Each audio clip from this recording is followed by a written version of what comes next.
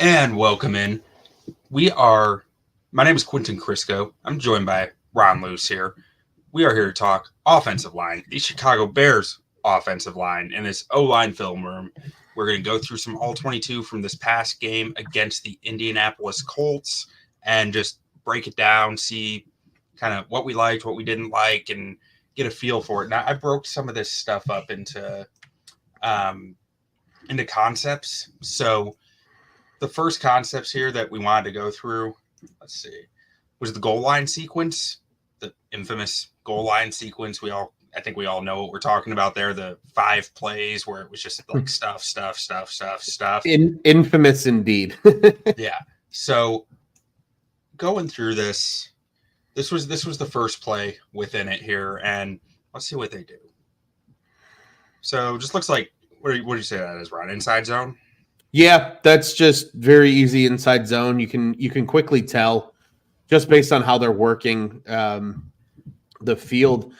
I will say it's a little interesting, though. Typically on an inside zone play, you would work stacks is the concept that we're looking for. Mm-hmm. So as you can see right here, if you stop it right there, you can see it's a hat for a hat. So you've got Pryor and Shelton. I'm used to seeing 65 and saying white hair. Pryor and Shelton in the middle. They're working their stack. And you can see Pryor's eyes. He's looking at that backside backer. That's his man in the stack. Darnell Wright's correct here. Cole Kmet's correct here. It's really interesting, though, that if you're trying to run up the left A gap here, that you would have one-on-one solo blocks on that side. Unless, mind you, Shelton is supposed to get off and get to that backer and Pryor is supposed to overtake, which if that's the case, that's just horrible play design. That's what I'm thinking, because I feel like Shelton's eyes are up here and someone here has got to climb off it, because how's Wright going to climb up to 45, you know? Yeah, and I don't think Wright needs to. I think Wright's correct where he is.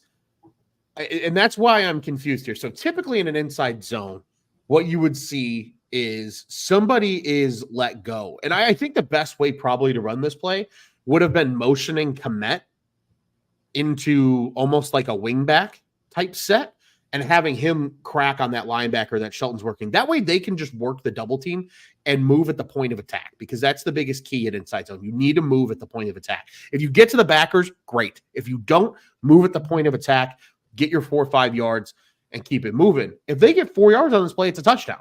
So you're saying you'd like to see him come in motion, the ball is snapped, and then he's working up to here? Yeah, I mean correctly, like almost like split zone. Yeah, kind of. I would want to see Pryor and Shelton work the nose up to number 45, if anything. And I think some of it is also just how they're manipulating. I think this is an instance personally that they could have very easily, if I was Caleb, I would have been checking and having Roschon on the other side and leaving as is. That way you could just say, all right, it's Kmet, and then you have really easy stacks, because then it's just Pryor and Wright for 45 and the down lineman. And then you have even on the backside, and you just know at the end of the day that backer's free, and you're hoping Roschon can beat him one-on-one. Yeah. Well, and I mean, I think as we saw it kind of progress, I feel like Shelton is supposed to work up, because you see Roquan going into that A gap and then saying, he should. And I like what Roschon does here to try and cut it backside. I really do. Yeah. I think just the biggest problem is Tevin gets beat. And then as Shelton tries to work up to the backer, he's just not able to get there cleanly. I don't hate the play design. Personally, I think the best way to work inside zone is by working stacks. And in this instance, you're really only working one stack, because you're letting that backside backer go. And it's the right move, because he ultimately goes outside. This just feels like, you know what this is, Q, at the end of the day? This is just the wrong time to run out inside zone out of the gun, because they're going to bring 5 down linemen. They're going to stack the box because you're inside the 5-yard line. This is not the time for a shotgun run. Now, if this play is, let's say, snapped on the 9-yard line, I love this play, because it's probably only 4 down linemen, and then you do have the easy ability to work your stacks and probably have a very successful play. Here, it's largely set up for failure unless Tevin gets a very clean block on his defensive tackle and Shelton and Pryor can get any kind of movement on that nose, and they just unfortunately don't, and that's why this play goes nowhere. I mean, yeah, I'm looking at this. Even if you're saying he's going to be out of the picture and ultimately, the picture, you're still playing 6-on-6. Like you have no strength anywhere. Right. There's no juicy box is the term that we were told in college to really run out of the gun. It's tough when you're inside. I get the whole idea you tried to spread the defense out, but unfortunately the defense doesn't need to spread out in this situation. And you see how it plays out here with Johnson. I think Johnson makes the right read and ultimately the right cut. I think it's the right move, trying to get backside off of, Wright's right hip and in between he and Kmet, because I think they have good blocks there. And 45 takes himself out of the play just at that point of attack. Pryor and Shelton get blown up. No movement on that nose. I think Shelton's more worried about the backside backer than he is just trying to get movement on the nose. And, if they get a little bit more movement, because if you pause it here, Q, or if you can go a little further forward, but you'll see it. And anybody watching along with us, watch 65 and 79's double team. If they get any kind of movement as this play progresses, in terms of vertical movement, there's your cutback lane right up the hash. And running backs are taught, run up the hash. It's always run up the hash. Well, and Pryor gets some there, but then he gets... And then he gets stood up. Here. Well, yeah, I think... Because something that I said in my tweet for Pryor earlier today. Sure. I just don't think he's a guard. He's too leggy. He's too long in this condensed space, and it creates this awkwardness and this stumbling at times. And I feel like that kind of happened here. Yeah, 100%. Him getting too upright, and then he's trying to walk, but he can't move, and it just creates balance issues. And he gets stalemated because in theory, when you're down in this area of the field, if you get a good movement on that nose tackle, the linebacker's just going to get caught in the wash. Then you don't have to worry about him. Then you don't have to play this, trying to come off on him and things like that. It's not a good double team, first off, because they're not hip to hip when it's all said and done, because Shelton's trying to come off early and Pryor is not able to set. They're textbook right here. Perfect. If they keep that and get movement on that nose, as Shelton comes off, and exactly Shelton's probably off a little early. He's off way early. Yeah. And now again, there's also something to be said here. I think Tevin can make a better block here. Yeah. Well, and that's who I'm watching. I'm watching his feet. I'm wondering, is he just too upright? Because so one thing I'm noticing at first, they're all losing ground to gain ground. I like that. Tevin starts to get that displacement and move his guy, but then it's almost like he slips a little there. And I have noticed on turf, the offensive line, his right foot slips out. On turf, I don't know if it's a cleat issue or what. It seems like the offensive line tends to slip and slide a little on the turf, and I see that right foot just right there. Like it just slipped out a little. Yeah, and I think part of the issue too, again, when these guys aren't able to fire off, you're not going to have good pad level. Yeah. And in tight quarters like this type of play, going back to what I mentioned just a few minutes ago, I think this type of play on like the 9-yard line is perfect because you give ground to gain ground, but you don't have linebackers flowing downhill as hard. You don't have 3 interior linemen in the the respective B and A gaps.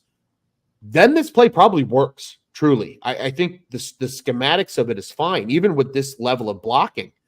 But when you're this deep in the area, Kmet gets blown up into the pile. Yeah. Wright, I think, is fine. And Wright was already – I mean, I thought Wright gives a little bit, but, I mean, I don't count on him for this one-on-one run blocking anyways. Like, I don't see him as a force player there. But, then he's impacting Wright there, which maybe it was too far gone by then. But yeah, and again, I think at the end of the day, if they worry about getting movement on that nose – and just saying, you know what, if the backer makes the play, he makes the play.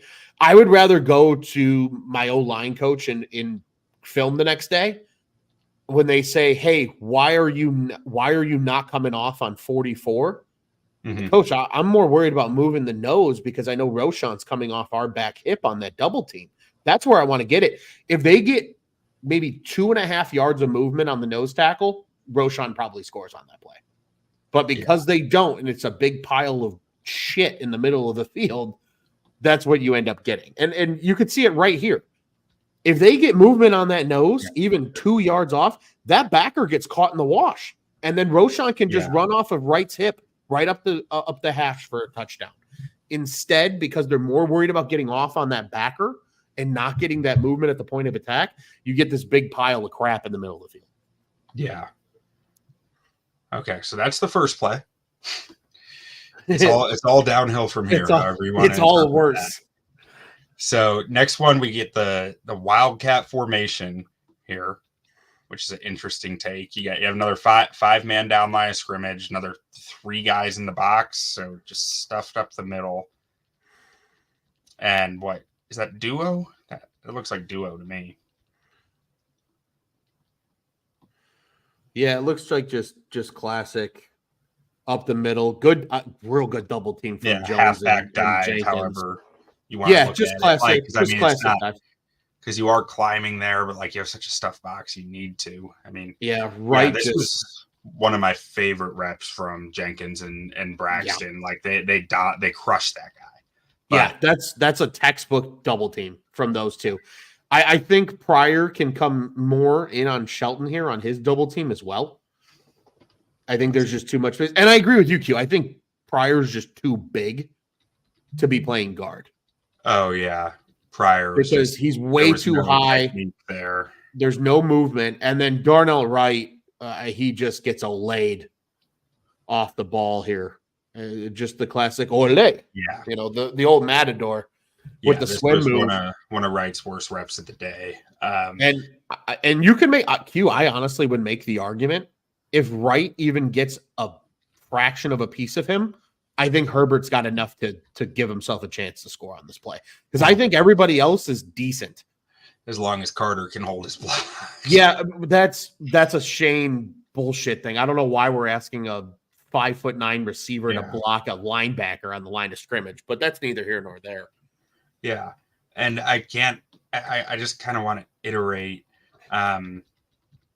So on the combo here with Shelton and Bates, I feel like Shelton's a little overextended on it, which is something you consistently see with Shelton. He's just too vertical or too horizontal coming into it. I don't know how Pryor can actually, because Pryor's left leg is supposed to be right here, right?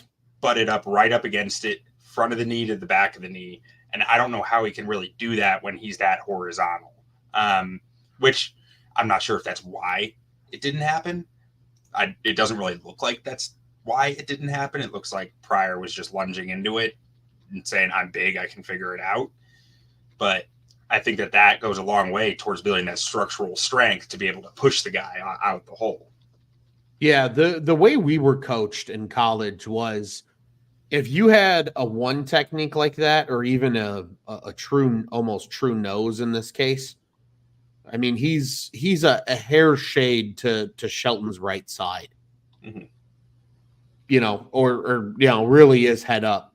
If you know you got a guy coming from your right to help you on the double team, the first step for both guys, first off, Shelton's doing the right thing. He's trying to give ground with that left foot to gain ground with the right foot. He just doesn't gain enough ground with the right foot.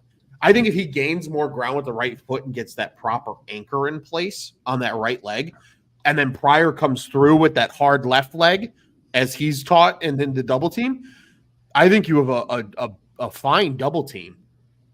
Yeah, but so like first two steps when we're saying lose ground to gain ground, first two steps are backwards. That's logical. That's good. You get a strong base. Yeah, so I think on most double teams, I would rather only see giving ground with the left foot. Oh, okay. Almost like a give and then get. I don't know if you could hear me thudding all over my floor. Yeah. But a give and then get, because then you get into that hip, and then you got Pryor coming against your hip.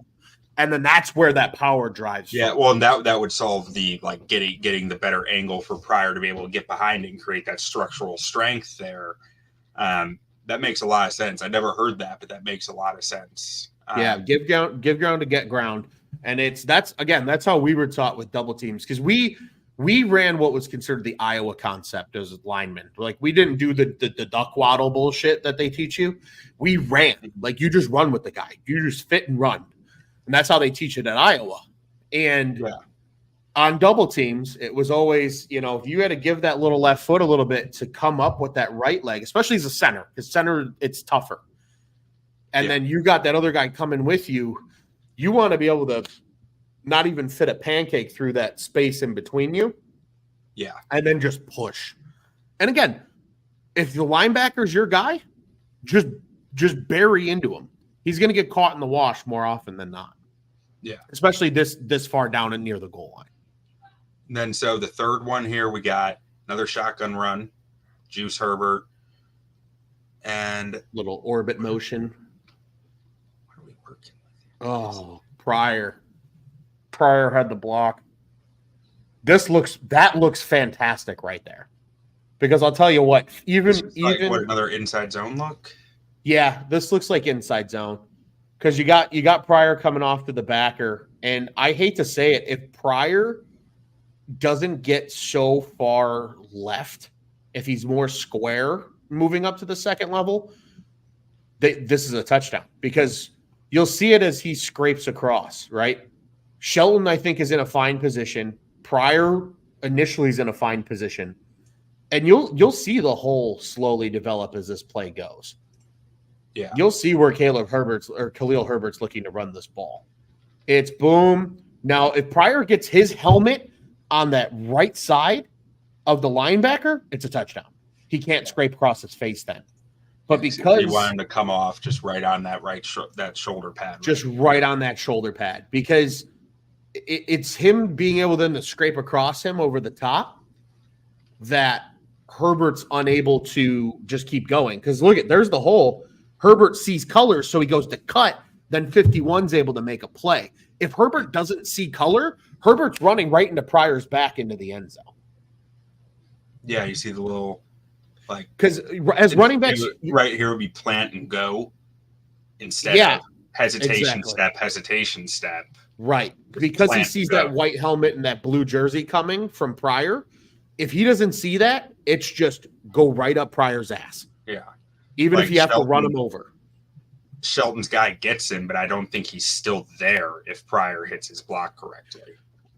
Half a second makes all the difference, because Herbert has to stop and think about it because he sees that backer come clean. That's why Shelton's man's able to come off the block and make the play. If he's not there, Shelton's man diving at his ankles, praying that he gets a piece, and realistically, Herbert's standing in the end zone for 6 points. All right, and then we got another shotgun run. Again, why you're asking two receivers to my God, Carter just. But again, why are you asking two receivers? Like, why is Mercedes Lewis on the roster if he's not coming in this situation? Why do you see Carter with two linebackers over him, right, expecting one of them to fall for a RPO fake here, like, because they haven't run any RPOs with Kayla, or not RPO, but a read option fake. Right. Like, why would one of those guys surf when you both just plow through Carter? And honestly, if Mercedes Lewis is there and at least giving a little bit of an anchor compared to what Carter gives here, yeah. Once again, Herbert's in the end zone, because watch that combo block from Jones and Jenkins. It's perfect. Let me highlight it for the people watching. Got Jones and Jenkins 70 and 76 here. They both got good grades for me on this series, pretty much, because it was like they beautiful a few times. It's beautiful. They're carrying them into the end zone. Yeah. And Herbert would be able to join the party with them if not for Carter just getting absolutely annihilated. I don't think the rest of the block end this play's that terrible. I really don't. Watch Tev here. I think that's the spot where they needed to get the ball. Just plow. Oh, yeah. It's beautiful. It's a thing of beauty. Again, if you're not asking a 5'9" receiver to block 2 linebackers, I think this is once again a touchdown. But again, and that's the thing. So what was the goal with the second linebacker, that he would surf? Like, then what's I think the goal here is Carter needs to get, so especially on plays like this, you're always taught work inside out as a lineman, as a running back, whomever. So for example, in blitz pickup, if there's an outside rusher coming and you have like an outside DN, but you have a backer coming up and blitzing your B gap, as a tackle, you're taught to slam down and let the end go, because it's a longer path to the quarterback from the outside than it is coming up the middle. So it's always inside out. So in this case, I think what they're hoping will happen is Carter gets a piece of that inside backer, and the outside guy is just too far out of the play, because this is supposed to be a quick hitter that Herbert gets in the end zone. The problem is DeAndre Carter weighs about as much as my right leg soaking wet, and that first end just flushes him down, and then they're both able to penetrate. The hole's there. Like, from an offensive line standpoint, the hole's there. It's the whole play is designed. Run off the double team. It's there, but horrible personnel decision to not have, even if you have Cole Kmet on that side of the field. Yeah. And he gets still getting blown up. Even if he gets half a piece. I look at this and I see it looks to me like Caleb's trying to sell this as a read. And the Colts don't buy it for a second. Like, I'm looking at his eyes. He looks like he's reading something, but he's not, because if he was reading something, he would take this himself, right? Yeah, and I think the problem is if this was supposed to be a read, there's too many guys to the read side, because 45 is the read. Yeah. And 45, that's why the give is right. Caleb makes the right decision. God, the give is correct. Have numbers. It just doesn't add up. No, it's just the problem is it's a horrible personnel decision. Absolutely horrible. If that's the case, if you do want to run off that double team, then make that the strength side. Yeah. And run off that double team. I think what the problem is, and especially from these plays that we've just watched, Waldron enjoys running a lot of weak side zone. Mm-hmm. And when you're in a goal to go situation, weak side zone is just not smart, in my opinion. Yeah. Yeah. First and 10 from your own 40-yard line? Sure. I think it's a great play. He's big on doing what the opposite of what the defense thinks he's going to do, right? Yeah. Like, he likes to get into 13 personnel and run to the weak side of the formation. Sure. And I think that's fine when you're on your own 40 or you're on the opposing 40. But when you're inside the 5 and virtually on the goal line, you should not be running weak side zone. It's just bad policy, especially when you're asking a running back a receiver to make that block. Oh, this you just take this left to right. This is the one.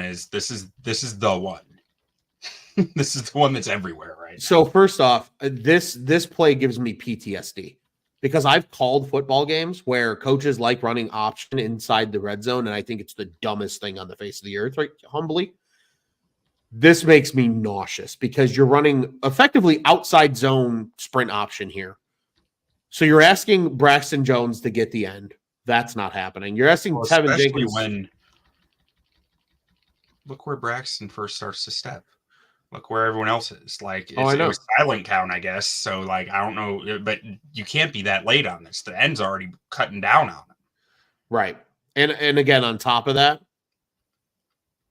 with 5 down linemen, running any kind of outside zone is just not smart. Yeah. Shelton thinks that Pryor gets there. He doesn't. Tevin Jenkins gets olayed, because, again, these D tackles aren't playing side to side. You're on the 1-yard line. They're playing downhill.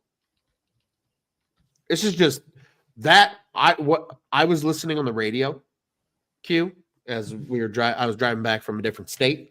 Mm-hmm. I heard this play on the radio. I looked at my fiance and I said, "That's a fireable offense." I think Coleman Shelton felt the same way, given his post-game comments, and given their execution. I feel like the whole line felt that way. They felt like to me, I see this play and I see 5 linemen who don't believe they can execute this play.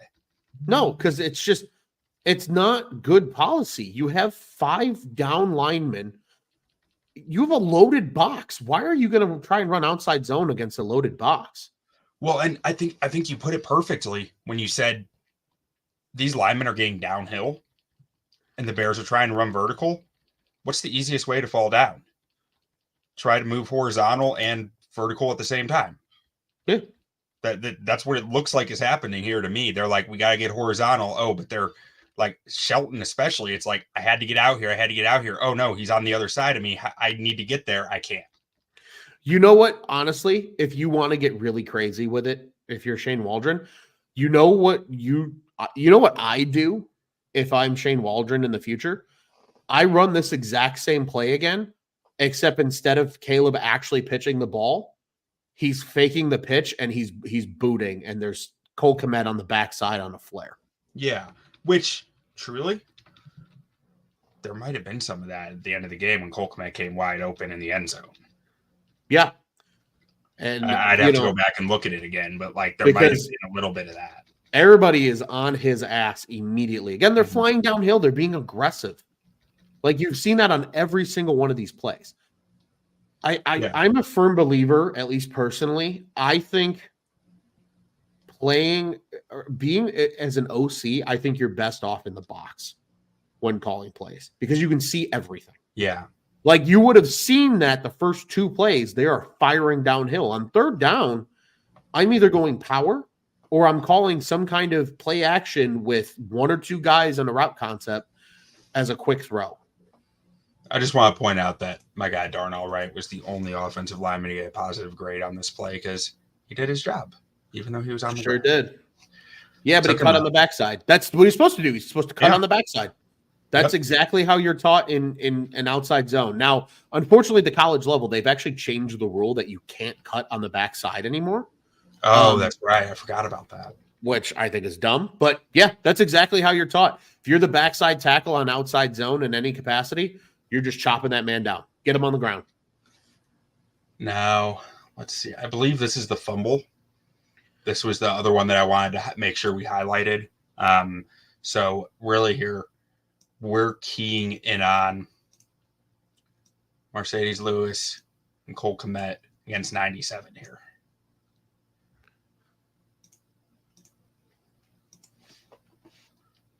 And so you got, actually, let's see, did we see them call out the mic on this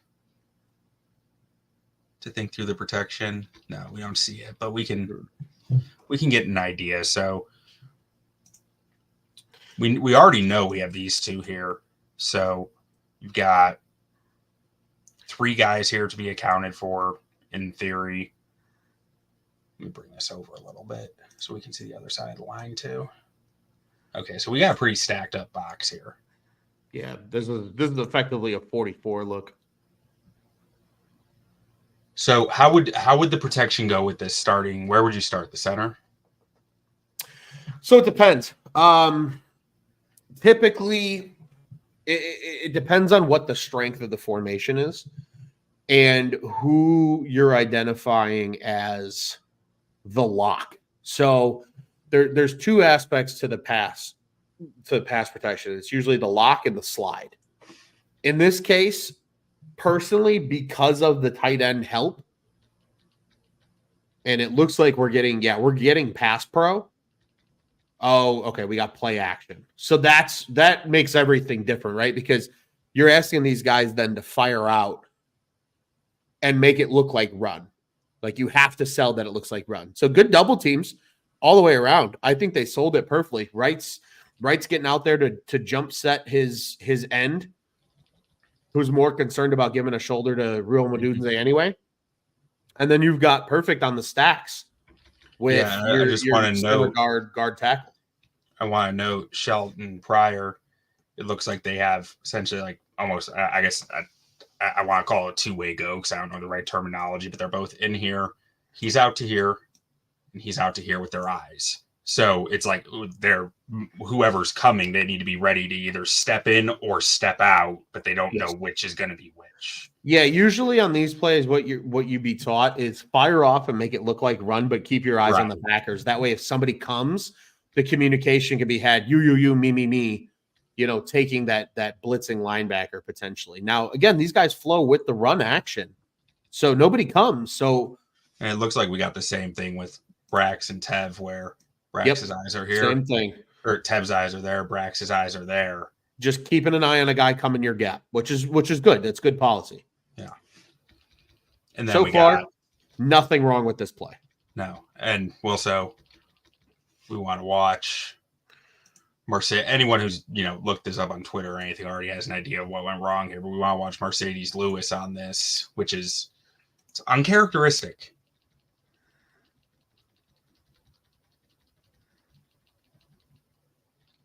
He pushes the guy out further. So basically, my understanding of this is Cole Kmet has one job here. His one job is to make sure 97 goes this way, not this way. You have Lewis push him this way, which makes his job extremely difficult. And it's because Lewis is looking at Moore, thinking Moore might be coming, but I don't think he's supposed to give him that much juice, I guess. Yeah, and on top of it, too, Lewis could easily give a hand to Kmet and still keep his eyes downfield on Moore. Yeah.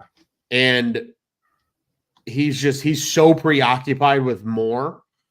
Like, if Moore's coming, more often than not, if a DB's coming on any kind of blitz, they're coming right away. Well, so I almost wonder if he thinks it might be delayed.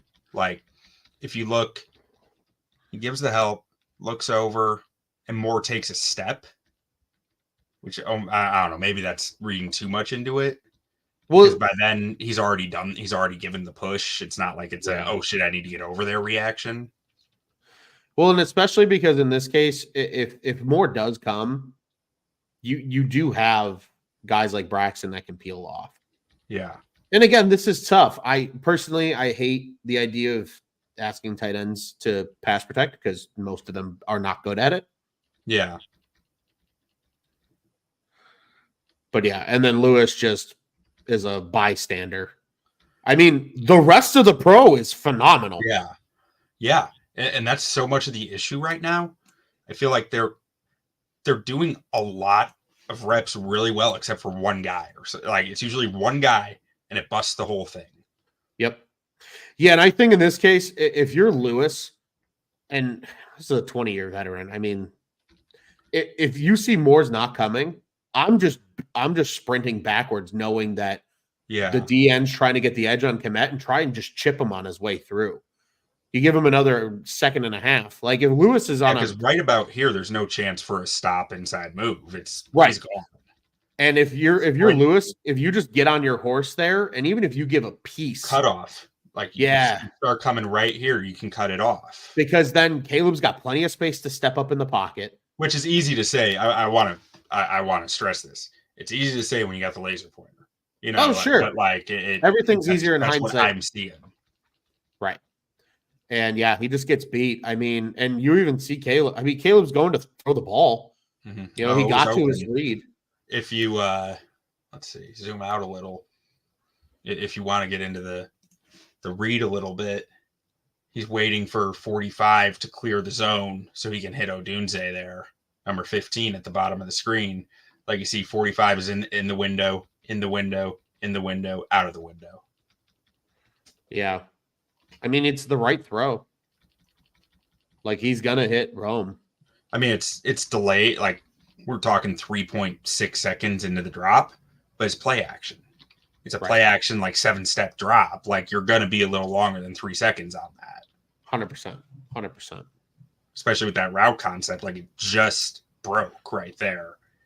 Yeah, and like I said, everybody else, great pro from everybody else. Yeah.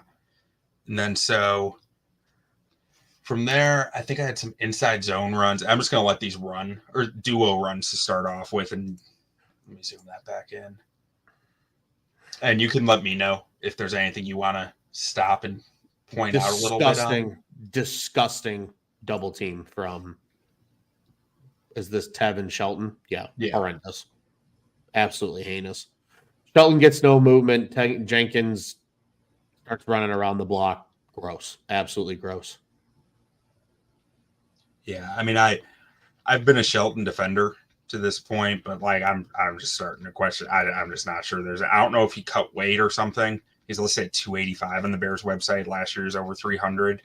I don't know if there's something there, but he generates nothing, no push, which no power. is hard to work with. Yeah, I don't have much else. I mean, Pryor starts to run around the block too, but the D tackle is also trying to take him with him. I mean, he's trying to keep him clean off the backer. So, I mean, it also looks like Tev is the one who's climbing, but he's just not in a position to do it. Because maybe it's because they didn't get enough lateral movement off it or what, but. Well, they didn't get enough. Yeah, they didn't get enough vertical movement. I mean, if they're able to push that double team, one of them is able to work off and pick up on the backer. The other one's able to undertake the tackle, at least for a half a second. Yeah. And neither one of them are able to get there because the worst thing that can happen to you on a double team is you get split. And that's exactly what happens there. And there's no movement, and it's an easy play for the linebacker. Right, and Pryor were beautiful, though. Yeah, I mean, it was a really solid double team pretty much all the way through the play. Yeah, like for Pryor to be able to, and I think move a little faster, but I'm not complaining when you're blowing a guy out like that. Yeah, and I love what Cole Kmet did on the other side. I think that's a more than adequate block from a tight end on this type of play. Yeah, absolutely. And then so I've got a handful of these. We don't have to talk about all of them. I just kind of wanted to highlight that they did show some strength in being able to block up duo. Like, again, you got Wright and Pryor just blowing the guy 5 yards off the line of scrimmage. Yeah, but once again, Pryor is just he keeps getting pulled out of being square, and it makes it so hard for him to peel off on the linebacker. And you see it on this play. That D tackle just gets right into his shoulder pad, and that's exactly where he wants him. He starts to turn his shoulders. He can't get to the block. And, I mean, granted, Roschon's a hard tackle, so you're still going to get something out of it. Overall, very well protected, well blocked play. I'm not mad about that whatsoever. Yeah. And I think with some of it for me, I just concede that, it's duo. If I get 5 yards, I'm kind of happy. Yeah, same thing goes here. Pryor. This one was really noticeable with Pryor. Yeah, he almost does too much. And this is the instance where you got to keep your shoulders square if you're the guy that's expected to peel off. Because, right? Mm-hmm. Yeah, I love that. You're burying the guy. And then if, you can make the argument like if Pryor gets there, but then, of course, Shelton gets blown up. And I think even on this one, this is one where it's like Swift is pressing too. You've got 2 yards right here if you just that's your forward progress. Yeah, he needs to get north. If that's all you got, 2 yards is better than -4. Instead, he gets -4. Yeah. And I'm just gonna blow through this one because I think I've got a few zone runs in here as well. Let's see. Yeah, so here's where the inside zone stuff starts, where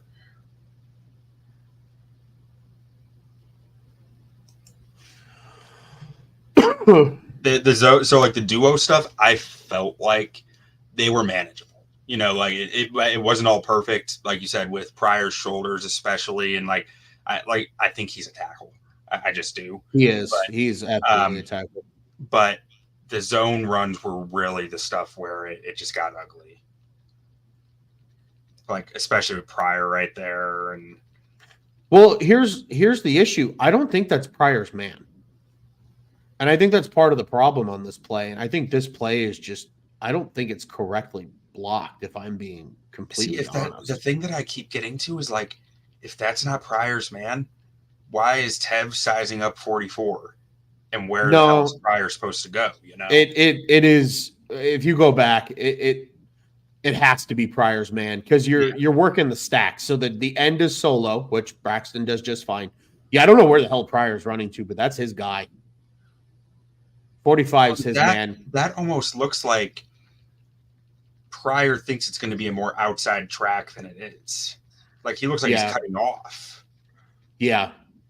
But I don't think Swift, like he did a little cutback here, but I think it's supposed to be coming right down this lane. And Swift makes the right call though. Yeah. So the beauty of zone, for those at home that aren't watching or that are curious, like the beauty of zone is the entire concept of zone is your running back sets up the blocks. So what Swift is doing here, to me, is fine. He sees 23 coming into that hole, and he's got the backside block. If Pryor gets a hat on a hat, this play probably goes for 20 yards. Because what is it? He can bang it, he can bend it, or he can bounce it, right? And that's what it is with zone. Yeah. Bang it, bounce it, or backside. And he makes a perfect backside cut. It just Pryor overruns his block. I mean, if Pryor has that guy, if Pryor gets him, I mean, if Pryor gets green a grass. half, if Pryor gets a half a man, it's a 30-yard play. If one man makes his block, Swift makes the correct read, Jenkins and Shelton are working the correct stack. Everybody, I mean, Pryor and Wright are working the correct stack. Wright's got the D end. Pryor's going up to the second level. Pryor just overruns the block. Yeah. But yeah, that's a 20-yard run minimum if Pryor gets a hat on a hat. And this one we see, I think it's Darnell Wright get blown up. That's an interesting formation on the defensive side. So if you rewind it back real quick, this is very interesting because I know 45's kind of up on the line as like a stand-up backer more or less. But if you watch, they have 3 guys shaded to the right side of the center. Like that nose is not a straight up nose.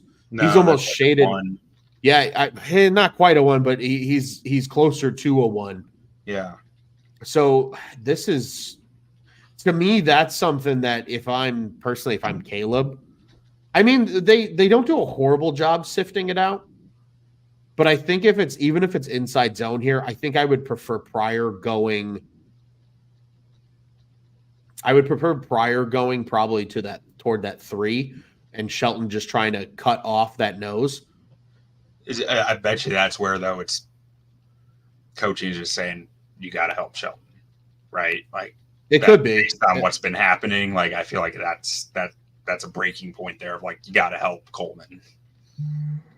Yeah, and that's just not a good rep from Darnell Wright either. Yeah, unfortunately. Really, I mean, it might have been a serviceable run at least. It might have been. It might have been. Up. Like, I mean, Bates doesn't hit 44 very cleanly, probably because he's turning the wrong way off the snap to help Shelton.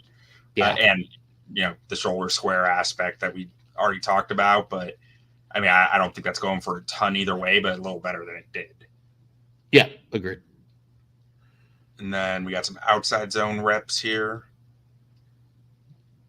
which the outside zone is uglier than the inside zone, in my opinion. We got Tev just getting walked into the running lane here. It already looks uglier.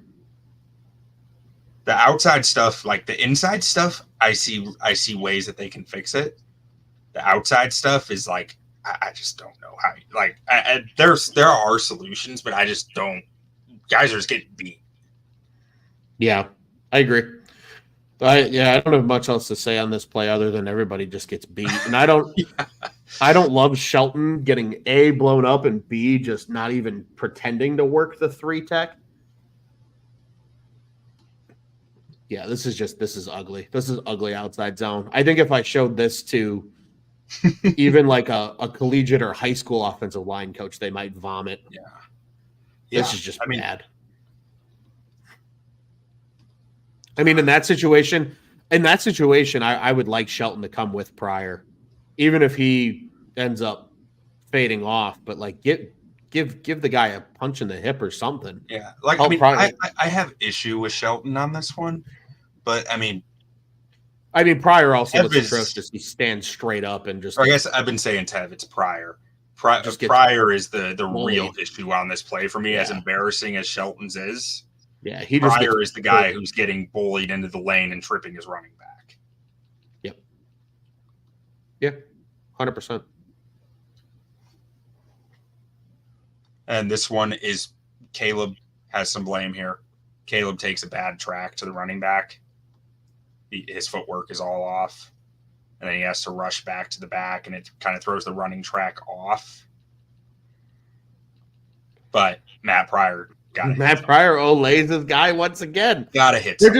They're not taking good tracks. That's the problem. They're just not taking good tracks.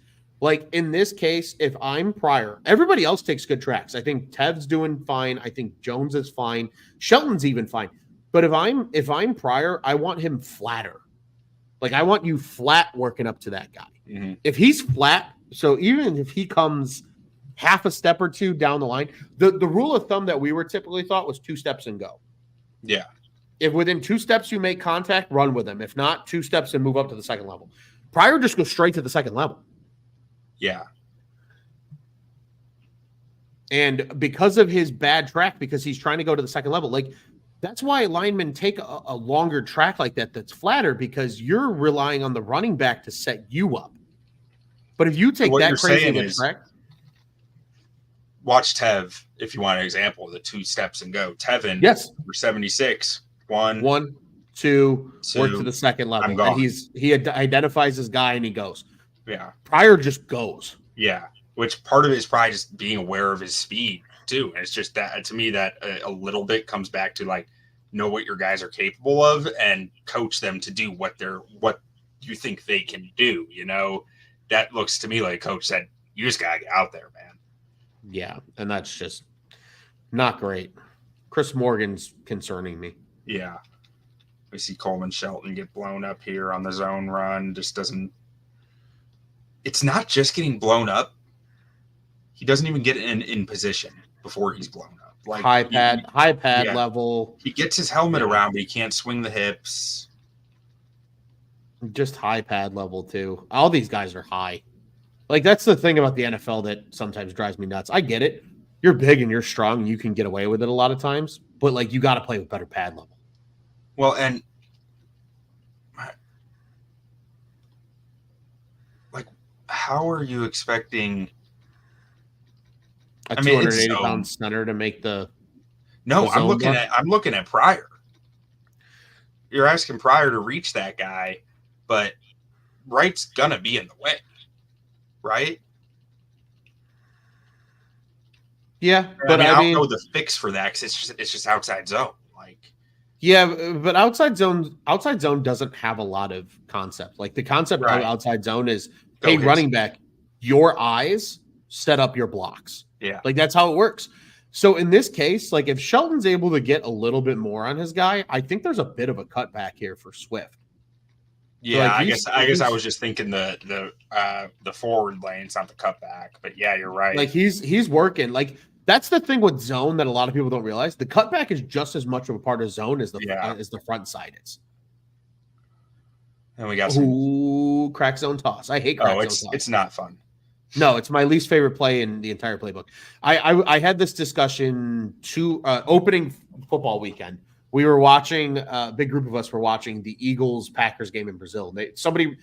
I think the Eagles ran a toss play, and I got up and got visibly mad. I was like, toss might be, especially at the NFL level when these guys are freak athletes, toss is the dumbest fucking play in the playbook, in my humble opinion. Dumbest play. Here's your crack. Horrendous crack. Doesn't get home. No. Like if you're gonna crack, you gotta crack. That crushes the play right there to some degree. Because your guards have to adjust their angle to get out there. It's just it's not great, Bob. Like they actually ended up blocking this up pretty well. Yeah, I was gonna say they actually end up getting a decent amount out of the play, but yeah. I just think toss crack should be. I like crack box. I think toss in general is a dumb play. That's just me personally. I would never run toss if I was an offense coordinator. And you got a Dunze on your crack right here.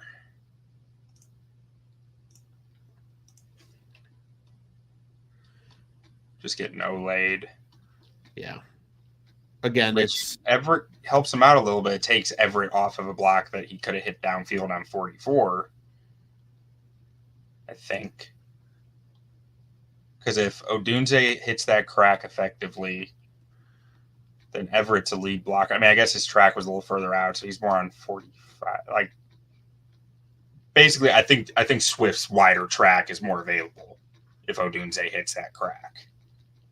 Yeah, and is this Roshan running? It looks like.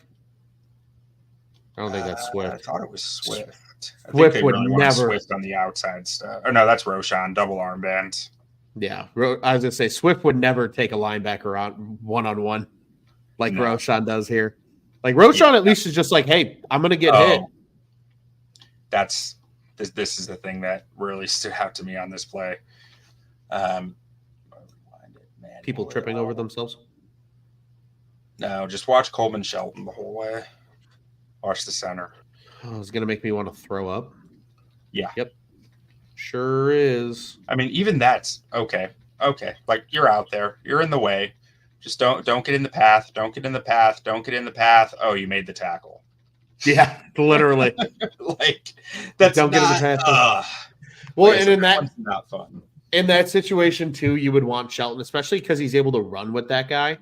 Like run and try and gain ground. Like don't just run sideways. Run and try to get upfield. Because again, even if at least you're just cutting him off, you're doing your job. You know, not every block is going to be pretty, nor does it need to be. And this one, they improved a lot on stunts this week. Like Good. they made Thank some serious God. progress, which they needed to. And the Colts did throw some interesting stuff at them. But so you got him coming in there, looping around, and I think you have 44 coming somewhere in there as well. I could be mistaken. They did a lot of these 3-man games, and you see Darnell sees it right away, throws him to Pryor, gets vertical, keeps it open. Now the right side broke, or the left side of the line broke down, but the right side I thought picked it up effectively. Maybe not as efficiently as you want, but they did it. No, I honestly think they did fine. I think part of the issue here is Tev gets beat a little bit. Because in this instance, if like Shelton sees that 44 coming, he would want to overtake him. That's just a pretty. I forgot they played games on both sides. Honestly, I was only watching the right side of the line. That's a pretty pick stunt. Like that's textbook pick stunt right there by number 94 or no number what is that 54? Whoever the guy is over Tevin Jenkins. That's a pretty pick because that's how you're told to do it. Get into the hip of the center and he can't come off and that guard's not going to get to him. And this was the reason I chose this one. Look at their levels. You can't pass this off. There's no passing that off. They're at different depths. Right. And given where Pryor is, let's see. Let's try and make a more straight line than that. Where Pryor is, I think Shelton's not deep enough. I think Shelton is in his head about his anchor, and he's not getting proper depth to have these things passed off to him or to pass them off. I mean, I don't honestly hate his depth because he's pretty much in line with Pryor. I think Tev is. Well, then maybe it's Tev getting too deep. Tev's too deep. That's the problem here. Tev gets way too deep. Okay. So then I've been putting it on Shelton more. I think Shelton can get a little deeper, but that's Tev getting beat right there. Because here's the problem. In this instance, like Shelton's trying to play that linebacker because he sees the game, and you know he's not able to get further depth because Tev's already behind him. And again, this is also as in your experience. How much does the shotgun plus drop depth impact how much depth you're getting in pass pro? Because it doesn't impact as much as you might think. Really? Okay. Here's my thing. If you go back to the start of this play real quick, this could be something that's more of a Caleb rookie moment. Stop it right there. What do you notice about this play, Q? Uneven line with not even just the backers are next to each other. Mm-hmm. They don't line up next to each other in coverage, right? So if I'm Caleb here, I'm immediately looking, and if I'm Shelton here, which he's an established center, if I'm looking at this right now and I'm saying, what looks weird? I'm just telling the whole line, get depth because shit's coming. And that's exactly what happens. 44 comes all the way to the opposite B gap. 94 crosses Shelton's face. You got the end coming stunting in as well. And you got that 3-tech coming across Tev's face. So they're just down, scoop around. You know, they could pass that off if everybody gets depth. I think that's a teaching moment of just It either needs to be on the quarterback, it needs to be on somebody to look at that formation. You have two linebackers right next to each other. And you have anytime there's weird looks, like one of the most common ones when I was in college was if you see 2 2s or 2 3s, expect game. That was immediate O-line 101. And in this case, it's the same thing. Like you're seeing an imbalance, you're seeing the weird linebacker. Here's another one. Yeah, that's why I knew I had more in here, so I was like, let's find another. If I see 3 guys to the outside plus 2 linebackers, like more or less stacked on top of each other, one's coming, one's dropping, and some crazy shit's happening on the line. Yeah, so let's see what goes on with this one. Snap, pick up. Shelton turns his shoulders, which I can't stand. It drives me nuts. Because then that guy's able to come back across because Shelton gets his shoulders turned and doesn't see the looper. Shelton's awful at picking up punts. I love Pryor here.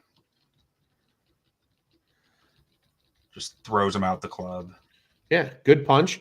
And if Shelton's not turning his shoulders there, Shelton's able to take that pass off. I think that's a perfect pass off. Now, I don't love how turned Pryor gets doing it, but he picks it up, so I can't complain. He picks it up. He picks it up almost on his own. So again, I think if Shelton doesn't get his shoulders turned too much, because by the time 97 gets there, the play's gone.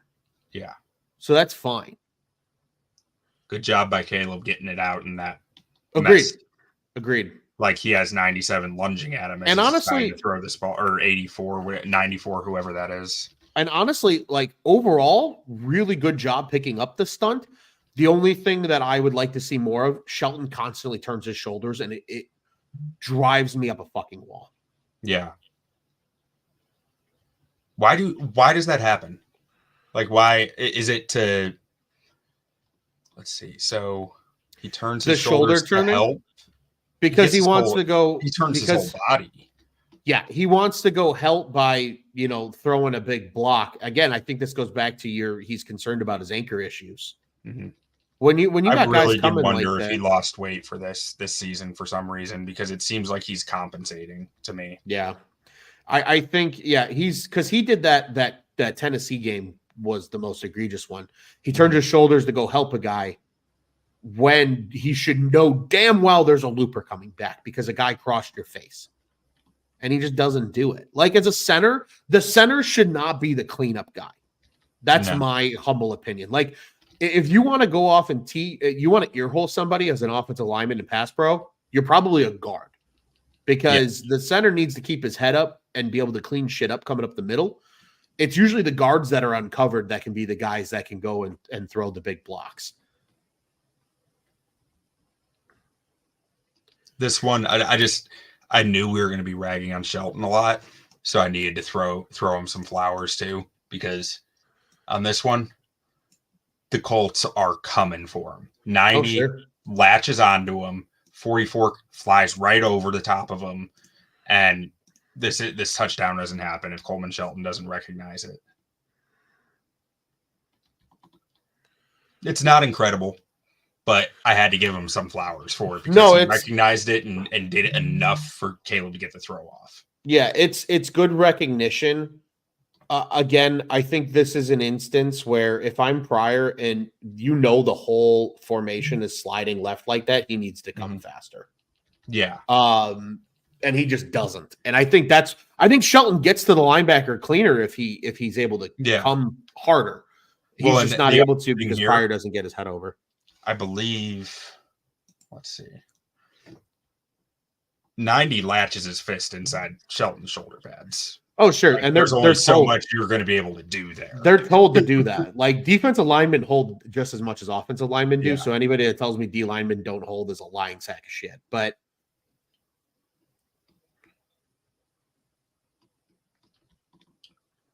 Pryor on this one, it's a hezzy that, like, who is that?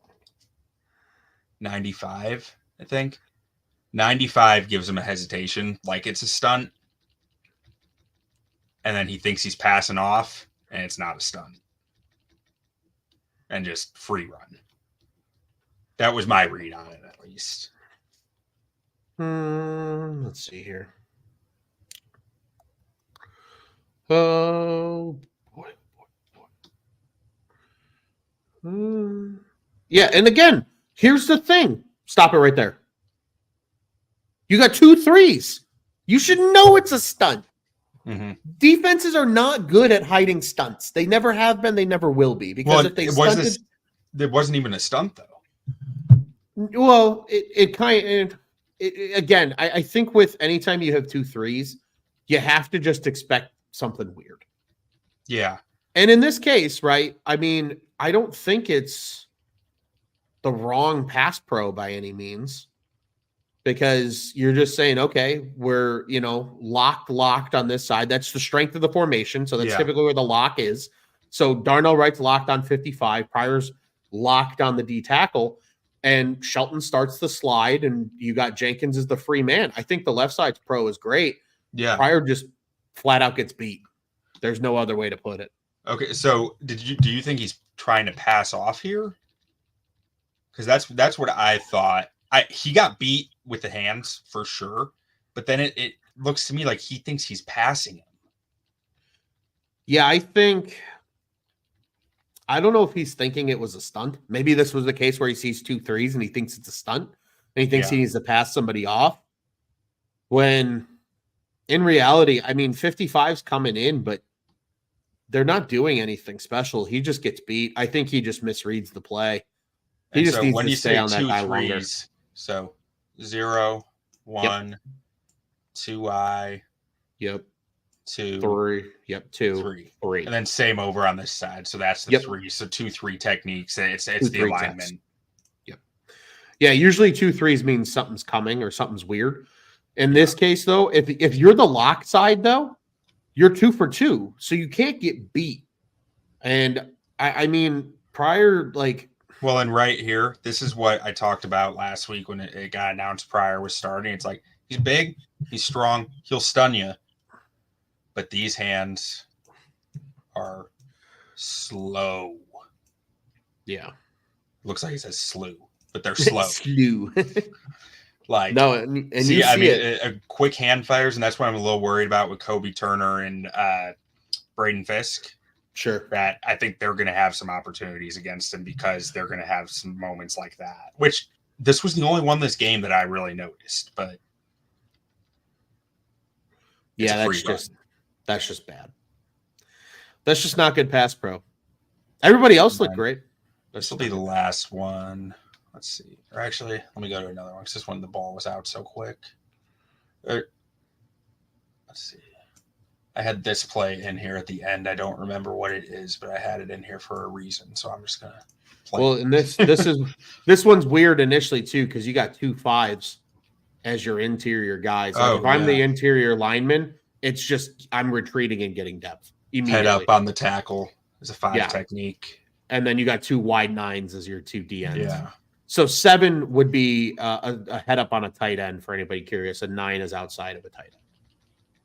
Or I guess 7 might be interior of a tight end. I think it's 7, 8, 9. I think that's how. I mean, they're really just rushing wide. It looks like they might be like the D tackles might be containing the pocket a little. Yeah, but this is nice. This looks good. Again, I don't love Shelton turning his shoulders. That shit drives me nuts. But outside of that, like Pryor's got a decent block. He re-anchors himself really well after getting knocked off balance. You got the double team looking good with Shelton and Jenkins. I think Wright and Jones are both fine. So this is why I have this here. Compare Braxton Jones to Darnell Wright here in the way they play the rep. Like Braxton Jones doesn't like to throw his hands until the defender throws his hands. Lets the defender into his chest, gets driven back, off balance. He tries to reestablish the hands, but it gives Latu the chance to spin him off. Whereas Wright, he can play it the same exact way, but he has the anchor to do it because he just says, okay, I'm stopping here. Yeah, this is where we stop. This is where it ends. This is as far as you go, sir. And that's where I get such polarizing thoughts with Braxton of like, if he could just anchor, and it's like, I don't think he's going to be able to do that. This rep was the same reason. It's like he lets the guy in his chest, gets driven back, and he's on top of Caleb within 2.5 seconds. Whereas Wright, you see him leverage down, and you see him pancake the guy. Like Braxton's guy is getting a run at the quarterback in under 3 seconds. So that was the reason I had these in here. I just wanted to compare the two, and I think it's really interesting to watch both guys when they're trying to anchor to recognize, like, okay, that is a real flaw with Braxton. I'm starting to really realize that. I think Justin Fields covered it up a lot because he just ran when that happened. Right. Yeah, absolutely. No, and again, but that's the difference between a guy that goes in the 5th round, right, and a guy that's the 9th overall pick in the NFL draft. I mean, that's the difference. That's what you get when you take high talent offensive tackles. And again, I think that's why so many people are chiming for the Bears. You know, those first 3 picks, the 1-1 and the 2-2s, offense, defensive line. Just invest in your trenches. You've got everything else figured out. Now go invest in the trenches and beef those up and see what happens in 2025. But I agree, man. I agree. No, very different reps from the 2 tackles when it comes to anchoring and how they handle a bull rush.